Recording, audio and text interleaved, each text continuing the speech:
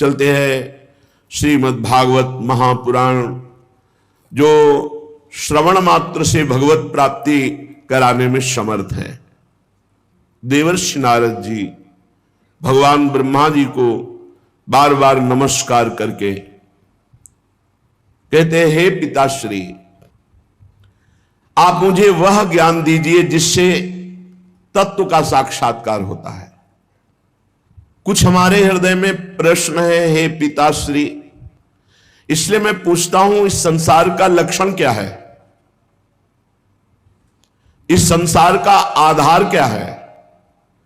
इस संसार का निर्माण किसने किया है? और जब प्रलय होता है तो संसार किस में टिकता है? प्रलय किससे होता है? ये संसार किसके अधीन है? ये संसार है क्या वस्तु? ये मेरे हृदय में प्रश्न है। ब्रह्मा जी ने कहा, बेटा नारद, तुम अधिकारी हो उत्तर के। मैं उन भगवान वासुदेव श्री कृष्ण की वंदना करता हूं, उनका ध्यान करता हूं, जिनकी दुर्जय माया से मोहित होकर लोग मुझे जगत गुरु कहते हैं। ब्रह्मा जी कह रहे हैं, बेटा भगवत स्वरूप नारद, द्रव्य, कर्म, काल, स्वभाव, जीव, ये स्वयं भगवान बने हुए हैं, दूसरी कोई वस्तु नहीं।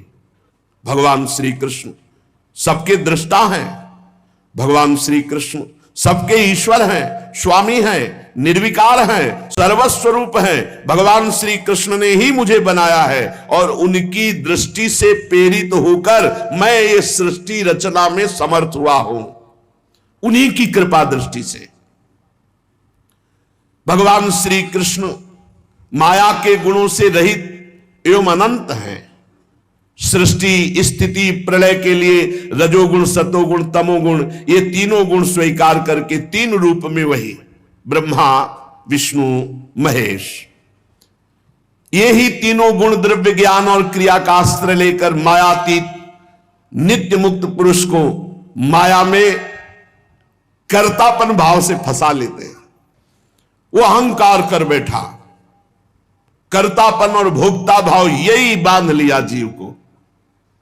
नारद, इंद्रियातीत भगवान गुणों के इन तीन आवरणों से अपने को छुपा लिए हैं, ढक लिए हैं, इसलिए सब में भगवान है पर कोई अनुभव नहीं कर पा रहा।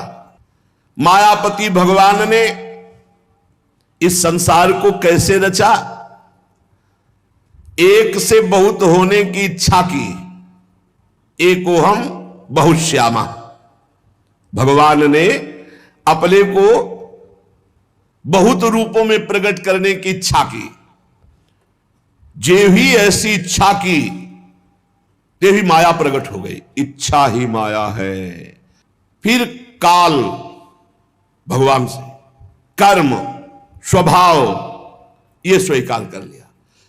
भगवान की इस माया शक्ति ने जब क्षोभ हुआ, वो रूपांतरित हुई, तो सबसे पहले मूल प्रकृति, त्रिगुणात्मिका प्रकृति, महातत्व, और महातत्व जब रूपांतरित हुआ तो उससे ज्ञान, क्रिया, द्रव्य रूप तमः प्रधान विकार हुआ।